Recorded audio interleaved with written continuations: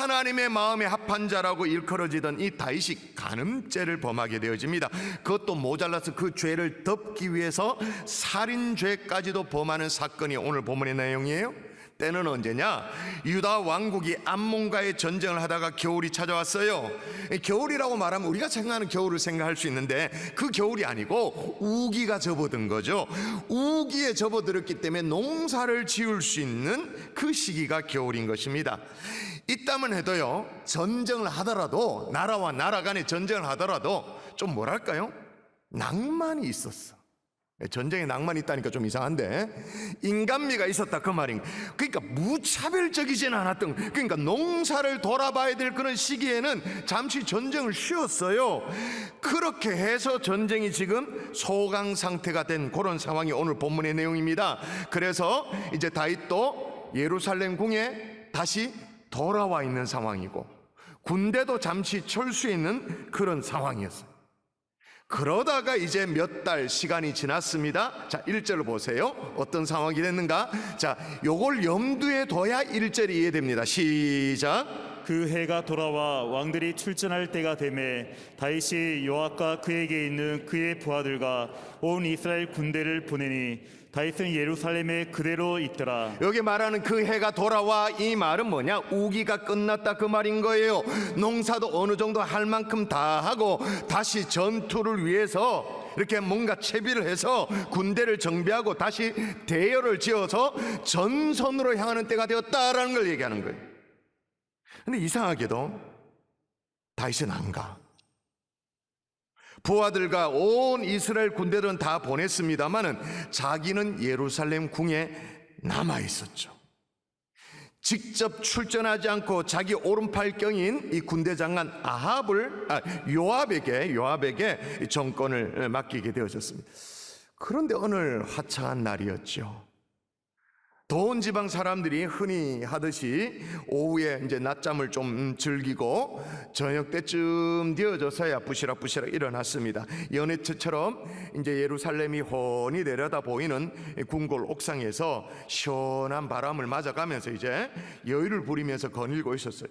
그러던 중에 다윗의 눈에 아주 황홀한 장면이 목격된 거예요. 왕궁에서 내려다 보이는 어느 집의 아낙네가 전라의 모습으로 전라의 여인이 목욕을 하고 있는 거예요. 이 마음이 이미 이렇게 끌어오를 만큼 끌어올랐던 이 다윗이요, 사람을 보내서 그 여인이 누군지 알아봤더니 그 여인은 누구냐? 이스라엘에 아주 용맹한 장수 30명 있는데 그 30명 안에 들어가는 우리아라는 장군의 아내 바세바였던 거죠. 근데 지금 그 남편은 어디에 있다고요? 전쟁터에. 이미 판단이 흐려진 다윗은 그 여인을 궁으로 부릅니다. 그리고 죄를 범합니다.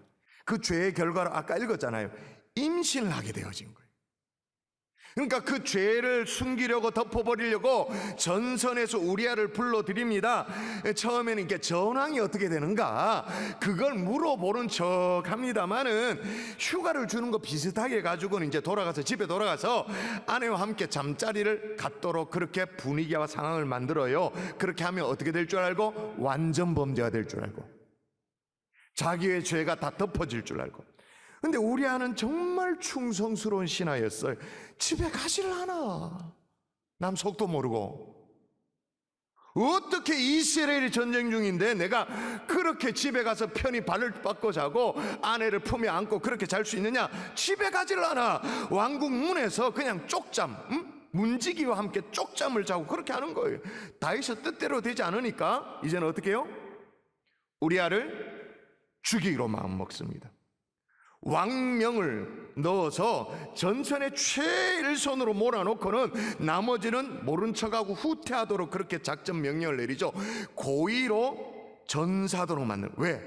나중에 남편이 죽고 없는 아내 바세바를 아내로 맞아들이는 것은 아무 문제가 아니니까. 그렇게 해서 이제 우리아는 죽고 바세바를 데려다가 아내로 삼아버린 사건이 오늘 본문의 내용이에요. 다 자기 죄를 은폐하기 위한 간음죄, 살인죄였습니다. 간음죄가 막 더러워가지고 아니 살인죄가 끔찍해서 아니죠. 그런 일들 같으면 요즘 TV만 키면 뭐 스마트폰 뉴스 보면 매일이잖아요. 매일. 그게 뭐 더 이상 새로울 것도 없고 충격적인 것도 없어요. 더군다나 이 당시를 생각해 보십시다. 고대 왕국에 왕권을 쥐고 흔드는 사람이 자기 마음에 드는 한 여인을 그걸 빼앗기 위해 가지고 사람을 죽였다. 그걸 하면 잘못이죠. 잘못이긴 하지만 이 당시에 고대 왕권을 가지고 있는 사람이 그렇게 했다. 그럼 뭐 그게 대단한 일입니까? 그런데도 성경은 마치 뭐랄까요? 카메라 앵글을 들이대고 다큐멘터리를 찍듯이 정확하고 상세하게 순간순간을 놓치지 않아요.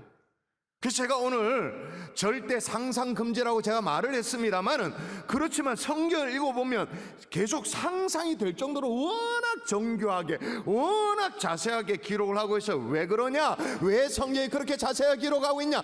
너무 충격적이니까. 그 뭐가 충격적인데? 절대로 그런 일을 하지 않을 것 같은 다윗이 저질렀기 때문인 거예요. 여러분, 다윗이 누구예요? 진짜 믿음으로 골리앗을 쓰러뜨려 가지고 이스라엘 민족의 영웅이 된 사람 아닙니까? 아브라함의 버금가는 그런 믿음의 사람 아닙니까? 그래서 하나님 마음에 합한 자로 인정과 칭찬을 받았잖아요. 그의 나이 지금 50이 거의 다 됐거든요. 50이 되도록 하나님으로부터 특별하게 꾸중이라든지 책망을 받은 적이 없는 거의 완벽에 가까운 성결을 유지했던 인물이에요. 그럼 그의 인간 됨됨이뿐만 아니라 지금 다윗이 처한 여러 가지 여건을 봐도 도저히 그런 일을 범할 그런 상황이 아니야. 일단 그의 나이가 50대예요. 막 정력이 들끓는 젊은이가 아니란 말이에요. 그 한 번의 충동 때문에 자기 인생의 모든 것을 불살라버리고 날려버릴 수 있는 그런 무모한 일을 할 만한 철없는 나이가 아니다 그 말인 거예요. 거기다가 자 사무엘하 5장 13절 읽어볼까요? 자, 이게 어떤 의미인지 우리 남자들은 뭐 어떤 의미인지 알 수도 있어요. 자, 읽어볼까요? 시작. 다윗이 헤브론에서 올라온 후에 예루살렘에서 처첩들을 더 두었으므로. 이게 무슨 말이죠? 아내가 이미 많았다. 처첩을 더 두었다. 마음만 먹으면 가까이 할 수 있는 그런 아름다운 여인들이 셀이 삐까리였다 그 말이에요. 근데 하필이면 자신의 충성스러운 그 신하의 아내를 탐낼 이유가 없었지. 또 하나 여러분, 이 시기에 다윗에게는요 이미 머리 굵은 장성한 아들들이 꽤나 있었어요. 그러니까 자식들을 보기에도 민망해서 부끄러워서 그런 짓을 할 수가 없는 처지였지. 게다가 지금 이 순간에 어떤 상황? 이스라엘 젊은이들이 어디가 있다? 전선에 가서 피를 흘리고 있는데 자기를 쳐다보는 신하 보기에도 부끄러워가지고 그런 짓을 할 수가 없지. 그런데도 다윗이 죄를 범하였다. 이게 충격인 거예요.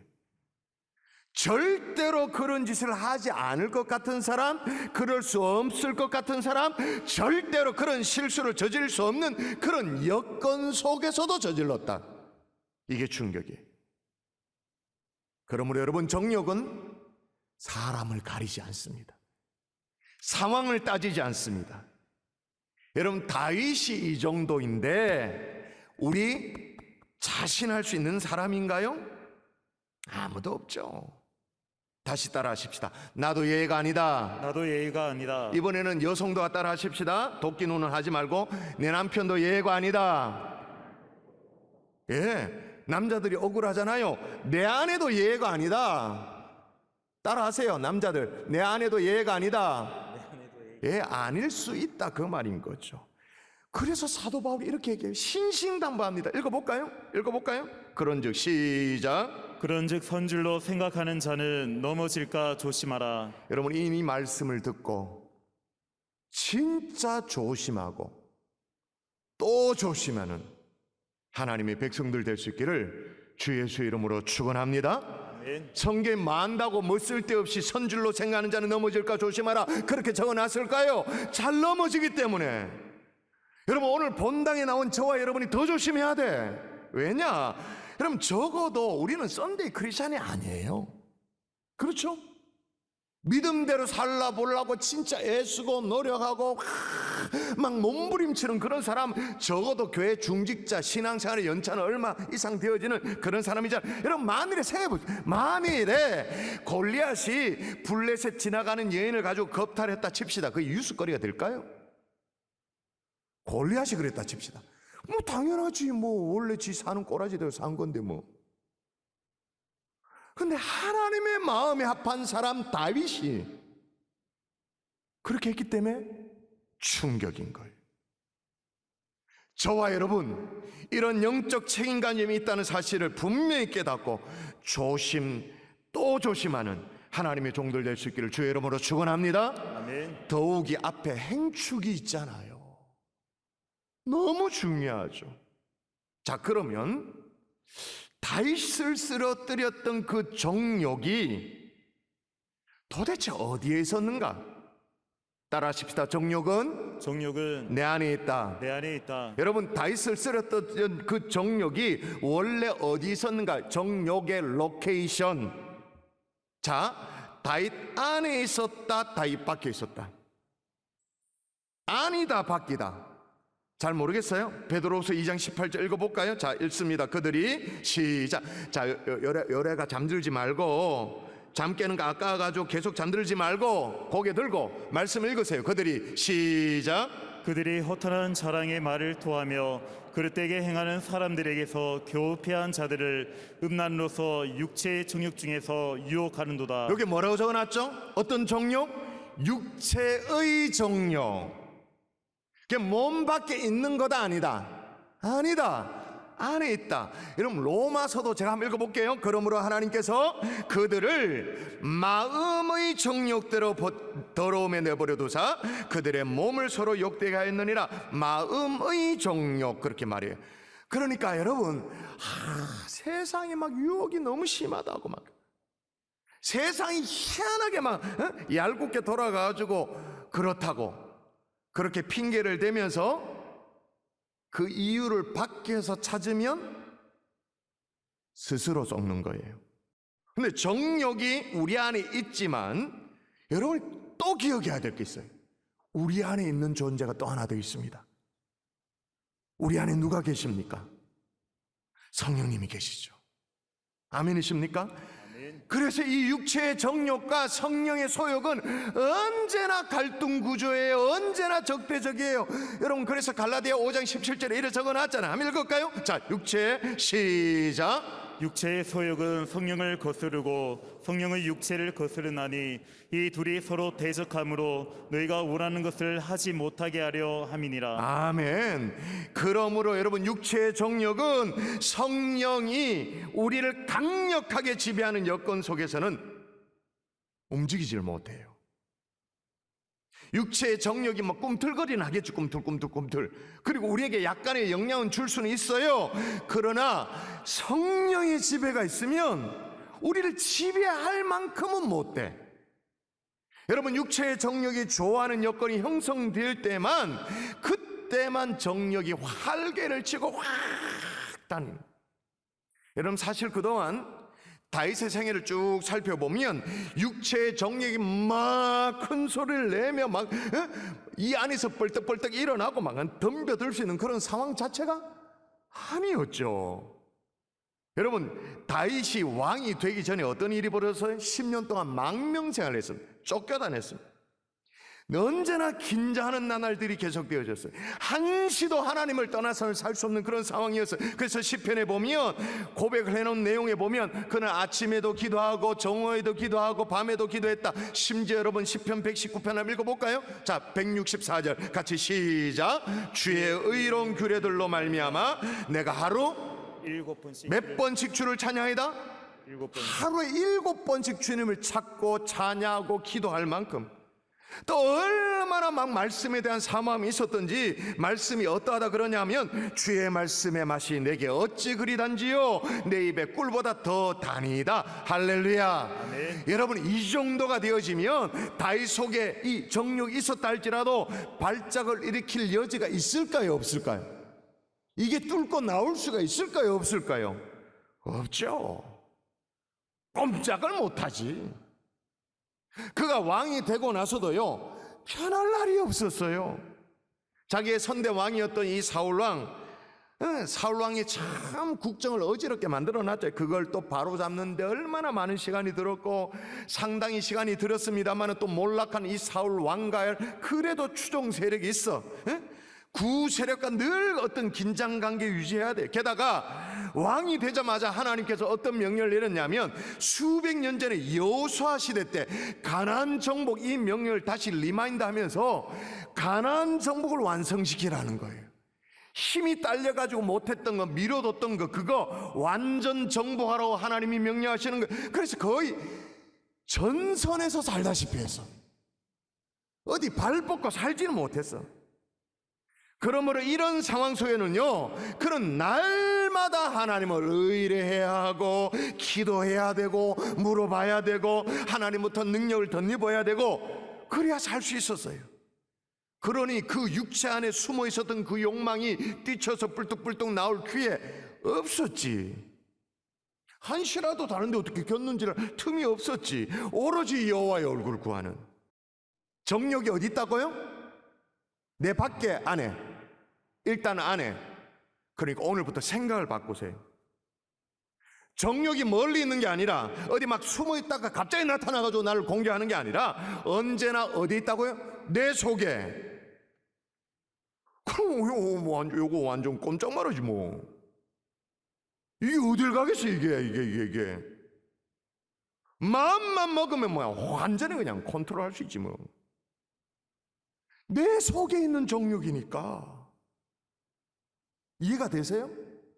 내 속에 있는 정욕이니까 정확하게 스나이퍼처럼 정조준해서 땡기면 쓰러뜨릴 수 있다, 그 말인 거예요. 어떻게? 육체의 정욕이 활개를 칠 수 없는 환경을 만들어서.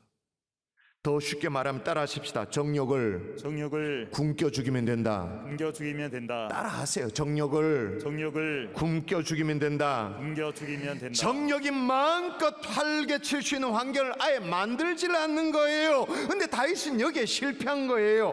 나라가 튼튼해졌어요. 땅은 거의 다 정복했어요. 오늘 본문에 보니까, 오늘 본문이 11장인데 11장에 앞서서 5장부터 대략 한 10장까지 한번 읽어보시면 다윗의 전무후무한 승전에 대한 기록들이 거의 5장, 6장에 걸쳐 쫙 나옵니다. 승리했으니까 좋죠. 수많은 국가들이 막 조공 이렇게 들고 와가지고 막 갖다 바칩니다. 감사한 일이죠. 좋아요. 어리석게 긴장을 풀었어요.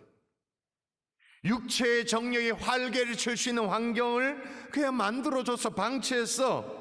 여러분, 정욕이 활개칠 수 있는 육체의 환경이 뭐냐? 첫 번째는 교만이에요. 여러분, 바로 앞장만 보더라도 다윗은 암몬과의 이 전쟁에서 번번이 이겼습니다. 10장을 보면 나와요. 번번이 이겼어요. 오늘 이제 농사철이 돼서 잠시 쉬었다 다시 전쟁을 하잖아요. 다시 전쟁을 어디 보나마나 이긴 거예요. 왜냐하면 전세가 이미 결판이 났어. 1절에 보면 암몬의 수도라고 말할 수 있는 라빠라는 지명이 나와요. 그 라빠를 어떻게 설명해놨냐면, 이스라엘 백성들이 포위된 지 오래, 포위를 한 지 오래. 그러니까 이 성이 함락되는 것은 시간 문제예요.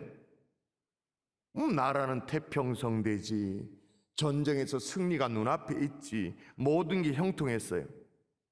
이게 모든 것이 하나님의 은혜임에도 불구하고 자기 힘으로 된 것처럼 조금씩 착각하기 시작한 거예요. 그래서 오늘 본문에 보면 이 엄청난 일이 벌어지고 있는데, 엄청난 유혹이 있었고 엄청난 일을 저질러 놨는데도 다시 기도했다는 얘기가 없어. 하나님은 어쩌면 좋겠습니까? 하나님의 도우심을 구한 그런 기록이 없어. 대신 1절에 온 이스라엘 군대를 전선에 보내고는 자기가 어디 있었다? 볼까요? 어디 있었다? 다윗은 시작. 다윗은 예루살렘에 그대로 있더라. 다윗이 어떤 사람이에요? 전쟁이 일어나면 언제나 앞장섰던 사람이, 골리앗을 쓰러뜨릴 때부터 그렇게 했어요. 근데 이제 사람이 달라졌어. 교만해진 거죠. 어떤 마음이 있었을까요? 이만하면 됐다. 교만한 생각이 조금씩 들기 시작한 거죠. 여러분, 교만은 정욕이 배양되는 배양토입니다. 정욕이 자라나는 모판이라고 할 수 있는 거예요. 근데 문제는 뭐냐? 다윗이 이만하면 됐다 라는 생각을 하는지를 몰랐죠. 우리도 마찬가지예요. 이만하면 되었다라는 생각을 내가 하고 있는지 아닌지를 내가 몰라요. 근데 그걸 어떻게 할 수 있느냐? 의외로 간단해요. 지금 기도를 쉬고 있냐? 아니냐? 여러분, 다시 하나님 앞에 엎드려서 육체의 정욕을 굶겨 죽이는 진짜 승리를 하는 하나님의 종들이 될 수 있기를 주 예수의 이름으로 축원합니다. 아멘. 두 번째, 육체의 정욕이 활동할 수 있는 여건이 뭐냐? 게으름이에요. 까짓것 여러분 생각해보시면 다윗이 예루살렘에 남아있는 것은 우리가 좀 그래도 봐준다 칩시다. 봐준다 치면 다윗이 예루살렘에 남아서 뭘 했었어야 합니까? 후방에 남아서 전쟁을 지원했어야 되죠. 보고도 받았어야 되죠. 그리고 작전 명령도 내렸어야 되죠. 근데 성경은 다윗은 예루살렘에 그대로 있더라라고 하고 이어서 뭘 고발하냐면 1절과 2절을 연결해서 한번 읽어볼까요? 1절과 2절을 연결해서 읽어보면 다윗의 상황을 알 수 있어요. 자, 읽어보십시다. 다윗은 시작. 다윗은 예루살렘에 그대로 있더라. 저녁 때에 다윗이 그의 침상에서 일어나니. 여기에 작전 명령 내렸다는 게 어디 있어요? 전쟁을 주도 면밀하게 살폈다는 게 어디 있어요? 예루살렘에 그대로 있더라. 요게 딱 1절 끝나고 그 다음에 어떻게 돼요? 저녁 때 다윗이 그의 침상에 일어나니. 부하들은 전쟁터에서 그렇게 하고 있으면 중보기도라도 해야 되지. 근데 이제는 교만 다음에 넥스트 버전이 뭐죠? 교만 다음에 게으름까지. 이건 거의 도미노 현상입니다. 교만, 그 다음에 게으름.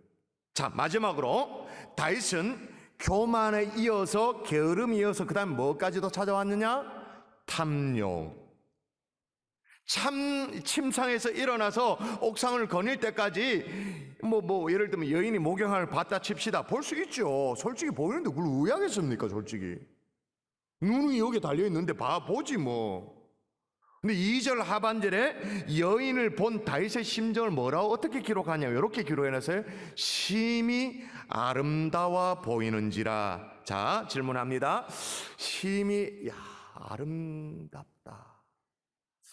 이게 하나님의 창조의 어떤 솜씨를 지금 감탄하고 있는 겁니까? 참 아름답게 여인을 지으셨네. 너무나도 아름답다. 작품 세계를 감탄하고 있는 겁니까? 침 흘리고 있는 겁니까? 다윗의 정욕은요 그냥 뚝 떨어진 게 아니에요. 교말이라는 이 배양토에 잘 배양이 되죠. 정욕이 거기다 게으름이라는 거름까지 줘버려. 잘 자라나 거기다 탐욕까지. 그래서 자라난 결과예요. 그러므로 여러분 핑계치 마십시오. 여러분의 안에 있는 육체의 정욕이 활개치도록 다윗처럼 어쩌면 여러분이 방치하고 있는 거예요. 방치만 한 게 아니죠. 은근히 즐겼죠. 그래서 바울이 뭐라고 말합니까? 읽을까요? 같이. 내가 이르노니 시작. 내가 이르노니 너희는 성경을 따라 행하라. 그리하면 육체의 욕심을 이루지 아니하리라. 여기에도 우리 안에 있는 또 다른 존재를 얘기합니다. 성령. 육체의 정욕뿐만 아니라 성령, 우리 안에 계시는 성령을 따라 행하라. 그리하면 육체의 정욕, 욕심은 이루지 아니하리라. 여러분 시대를 탓하고 환경을 탓하는 것이 아니라 어떤 분 그렇게 말해요. 목사님 내가 그래도 좀 잘 살아보려고 그러는데 요즘 요즘 메이저 신문 이렇게 사이트에 들어가 봐도 옆에 막 야시끼리한 그림들이 많아가지고 그리 한번 클릭 따라가 보면 막 영이 혼탁해진다고 막 그렇게 얘기를 해요. 그렇게 하소연을 해요. 페이스북에 SNS에 막 이상한 그런 것들이 막 있어가지고 내가 지금 경건을 지키고 이렇게 하기 참 너무나도 힘들다고 막 영이 막 탁해진다고 그렇게 말해요. 따라가는 클릭을 누가 클릭했습니까? 누가 눌렀어요? 누가 따라 들어갔어요? 그 두근거리는 가슴으로 충혈된 눈으로 누가 쳐다봤어요? 핑계대지 말고 성령을 따르지 않고 육체의 어떤 정욕을 살찌운 우리 자신을 회개하고 돌아보는 하나님의 종들 될 수 있기를 주 예수 이름으로 축원합니다.